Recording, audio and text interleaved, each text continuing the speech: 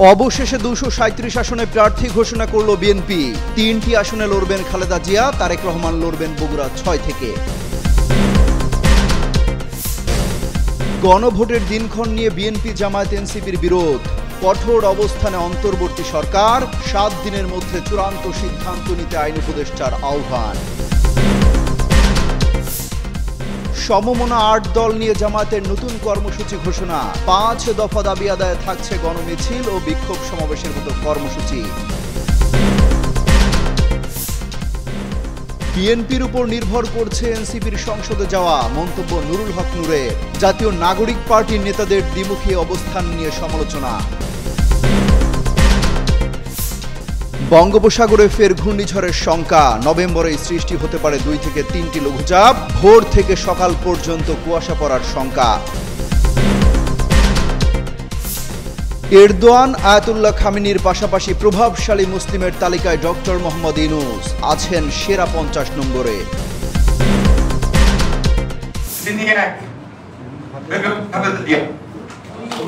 ত্রয়োদশ জাতীয় সংসদ নির্বাচনের জন্য 232 আসনে চূড়ান্ত প্রার্থীদের নাম ঘোষণা করেছে বাংলাদেশ জাতীয়তাবাদী দল বিএনপি।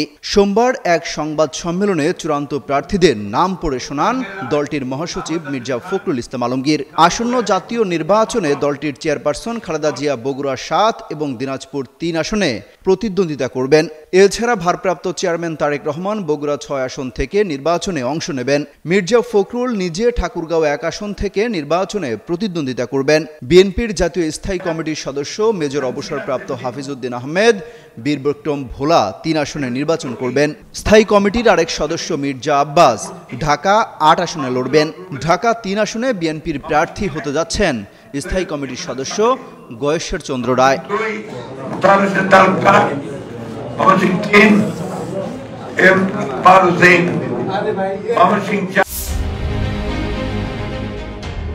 কবে হবে গণভোট? জুলাই জাতীয় সনদ বাস্তবায়নে এই ভোট নিয়ে যেন রাজনৈতিক অঙ্গনে চলছে চুলচেরা বিশ্লেষণ। এর মধ্যে দিনক্ষণ নিয়ে মুখোমুখি অবস্থান নিয়েছে বিএনপি, জামায়াত ইসলামী ও জাতীয় নাগরিক পার্টি। একদিকে বিএনপির চাওয়া ত্রয়োদশ জাতীয় সংসদ নির্বাচনের দিনেই আয়োজন হতে হবে এই গণভোট, অন্যদিকে জামায়াত ও এনসিপির দাবি জাতীয় সংসদ নির্বাচনের আগেই আয়োজন করতে হবে এই ভোটের। এমন পরিস্থিতিতে প্রশ্ন উঠছিল কোন পথে হাঁটবে প্রধান উপদেষ্টা অধ্যাপক ডক্টর মোহাম্মদ ইউনূসের নেতৃত্বাধীন সরকার। এবার বিষয়টি নিয়ে মুখ খুলেছে অন্তর্বর্তী সরকার, দিল সমস্যার সমাধানে কঠোর অবস্থানে যাওয়ার বার্তা। সোমবার প্রধান উপদেষ্টার কার্যালয়ে এক সংবাদ সম্মেলনে সরকারের পক্ষ থেকে অবস্থান জানান আইন উপদেষ্টা ডক্টর আসিফ নজরুল। বলেন, গণভোটের বিষয়ে রাজনৈতিক দলগুলোকে নিজেদের মধ্যে আলোচনা করে আগামী 1 সপ্তাহের মধ্যে ঐক্যবদ্ধ সুপারিশ দেওয়ার আহ্বান জানানো হয়েছে। রাজনৈতিক দলগুলো ঐক্যবদ্ধ সিদ্ধান্ত নিতে না পারলে সরকার নিজেই এ বিষয়ে সিদ্ধান্ত নেবে। এক প্রশ্নের জবাবে তিনি বলেন, সরকারের পক্ষ থেকে কোনো আলটিমেটাম দেওয়া হয়নি, আহ্বান জানানো হয়েছে। 1 সপ্তাহ অপেক্ষার পর অবশ্যই সরকারের মতো অ্যাক্ট করবে। আইন উপদেষ্টা আরো বলেন, সরকার আর কোনো আলোচনার আয়োজন করতে যাচ্ছে না। ফ্যাসিবাদ বিরোধী রাজনৈতিক দলগুলো গত 15 বছরে নিজেরা আলোচনা করে বহু গুরুত্বপূর্ণ সিদ্ধান্ত নিয়েছেন। তারা অত্যন্ত প্রতিকূল সময়ে একসঙ্গে আন্দোলন করেছেন, একসঙ্গে নির্যাতনের শিকার হয়েছেন। তারা স্ব উদ্যোগে নিজেরা আলোচনা করে সরকারকে একটি ঐক্যবদ্ধ নির্দেশনা দেবেন, এই প্রত্যাশা ব্যক্ত করেন উপদেষ্টা আসিফ নজরুল। সম্প্রতি জুলাই সনদ বাস্তবায়নের আদেশ, গণভোটের সময় নির্ধারণ ও জাতীয় সংসদ নির্বাচন নিয়ে বিএনপি, জামায়াত ও এনসিপি সহ রাজনৈতিক দলগুলোর মধ্যে বিভক্তি দেখা দিয়েছে। এমন সময়ে প্রধান উপদেষ্টার কার্যালয় এই সংবাদ সম্মেলনের আয়োজন করে।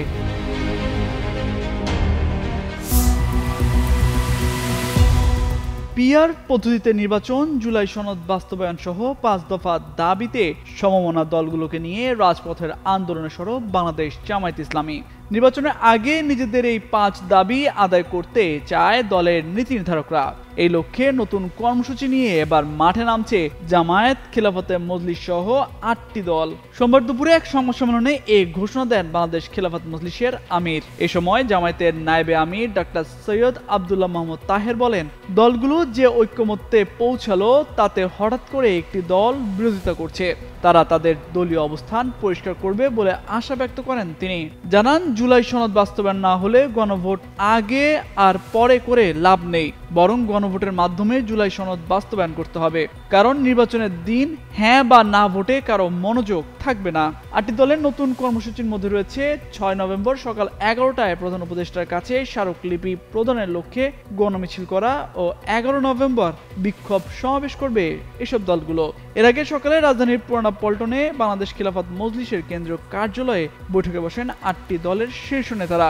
দলগুলোর মধ্যে রয়েছে বাংলাদেশ জামায়াত ইসলামী, ইসলামী আন্দোলন বাংলাদেশ, বাংলাদেশ খিলাফত মজলিস, খিলাফত আন্দোলন, নিজামে ইসলাম পার্টি, জাতীয় গণতান্ত্রিক পার্টি ও ডেভেলপমেন্ট পার্টি। বঙ্গোপসাগর এলাকায় সৃষ্ট ঘূর্ণিঝড় মন্থা ভারতের অন্ধ্রপ্রদেশ উপকূল পেরিয়ে ক্রমেই দুর্বল হয়ে গুরুত্বহীন হয়ে পড়েছে। এর রেশ কাটতে না কাটতেই নতুন করে দুঃসংবাদ দিয়েছে আবহাওয়া দপ্তর। চলতি মাসেই বঙ্গোপসাগর এলাকায় আরো একটি ঘূর্ণিঝড় সৃষ্টি হতে পারে বলে শঙ্কার কথা জানিয়েছে সংস্থাটি। নভেম্বর মাসের দীর্ঘমেয়াদী আবহাওয়ার পূর্বাভাসে এমন আশঙ্কার কথা জানানো হয়। আবহাওয়া দপ্তর জানিয়েছে চলতি নভেম্বরে বঙ্গোপসাগর এলাকায় 2 থেকে 3টি লঘুচাপ সৃষ্টি হতে পারে। এর মধ্যে একটি নিম্নচাপ অথবা ঘূর্ণিঝড়ে পরিণত হতে পারে। এছাড়াও চলতি মাসে দেশের স্বাভাবিকের চেয়ে বেশি বৃষ্টিপাতের সম্ভাবনা রয়েছে। নভেম্বর মাসের দীর্ঘমেয়াদী আবহাওয়ার পূর্বাভাসে আরো বলা হয়েছে, এ মাসে দিন ও রাতের তাপমাত্রা ক্রমান্বয়ে হ্রাস পেতে থাকবে, তবে দিন ও রাতের তাপমাত্রা স্বাভাবিকের চেয়ে বেশিও থাকতে পারে। সেই সঙ্গে চলতি নভেম্বরে দেশের কোথাও কোথাও এবং নদী অববাহিকায় ভোর থেকে সকাল পর্যন্ত হালকা থেকে মাঝারি ধরনের কুয়াশা পড়তে পারে। অন্যদিকে চলতি মাসে দেশের প্রধান নদ নদীগুলোয় স্বাভাবিক প্রবাহ বিরাজমান থাকতে পারে। প্রকাশিত হয়েছে চলতি বছরের বিশ্বের সবচেয়ে প্রভাবশালী 500 মুসলিম ব্যক্তিত্বের তালিকা। সেখানে উঠে এসেছে বাংলাদেশের অন্তর্বর্তী সরকারের প্রধান উপদেষ্টা অধ্যাপক ডক্টর মোহাম্মদ ইউনূসের নাম। এই তালিকার শীর্ষ 50 ব্যক্তিত্বের মধ্যেও তিনি একজন। জর্ডানের রাজধানী আম্মান ভিত্তিক প্রতিষ্ঠান the royal Islamic strategic studies centre বিশ্বের সবচেয়ে প্রভাবশালী মুসলমান ব্যক্তিদের এ তালিকা প্রকাশ করেছে।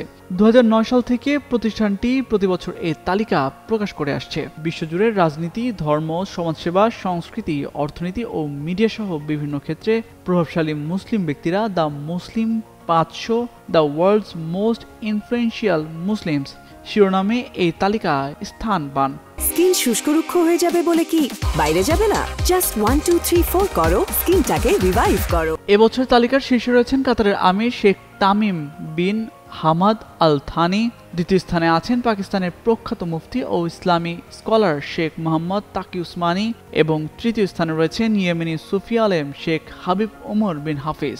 শীর্ষ 10 তালিকায় এরপরই যথাক্রমে রয়েছেন ইসলামী প্রজাতন্ত্র ইরানের সর্বোচ্চ নেতা আয়াতুল্লাহ সৈয়দ আলী খামেনি, জর্ডানের বাদশাহ HM আবদুল্লাহ দ্বিতীয় ইবনে আল হুসাইন, আল আজহার বিশ্ববিদ্যালয়ের grand Sheikh doctor Ahmed Mohammad আল তাইয়েব, তুরস্কের রাষ্ট্রপতি রিসেপ তাইয়েব এরদোয়ান, সৌদি আরবের বাদশাহ সালমান বিন আব্দুল আজিজ আল সৌদ, সংযুক্ত আরব আমিরাতের প্রেসিডেন্ট শেখ মোহাম্মদ বিন জায়েদ আল নাহিয়ান এবং মালয়েশিয়ার প্রধানমন্ত্রী আনোয়ার ইব্রাহিম।